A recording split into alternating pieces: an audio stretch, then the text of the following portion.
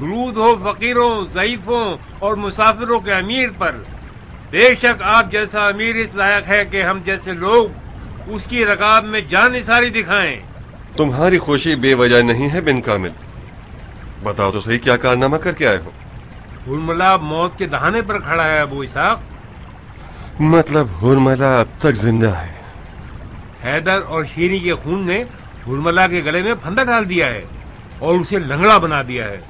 جو بھگوڑا ایک چشم زدر میں غائب ہو جایا کرتا تھا، اس وقت وہ کسی کیڑے کی طرح مکڑی کے جال میں ہاتھ پاؤں مار رہا ہے اور تڑپ رہا ہے۔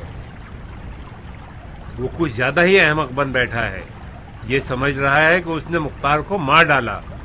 حکم دیجئے کہ میں ابھی جا کر اس کا کٹا ہوا سر لے آؤں۔ قتل ہرملا ہم سب کا فرض ہے اور تمہاری ذمہ داری ہے، اجازت کس لیے؟ میں اور کیان ہرملا کو شکار کرنے کے معاملے میں اپنا نصیب آزما چکے ہیں۔ بڑا شکار ایک بڑا شکاری مانگتا ہے، مختار سے بڑھ کر اور کون ہو سکتا ہے؟ ہرملا، آخری وقت آ پہنچا۔ تمہارے بھاگنے کا واحد راستہ یہ ہے کہ تم جل کے دھواں ہو جاؤ۔ اب فیصلہ کر لو۔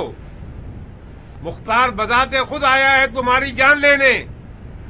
اگر مرد ہو تو آؤ اور اپنا دفاع کرو۔ لڑنے کا اسلحہ بھی تمہاری پسند کے اوپر چھوڑا۔ مختار کیا چاہتا ہے کہ اس کی جان کس چیز سے لوں؟ تیر سے یا خنجر سے؟ تم اپنے اس دے چکے تیر کمان سے صرف شیر خوار بچوں کو شکار کرنا جانتے ہو۔ شاید خنجر تمہارے زیادہ کام آ جائے۔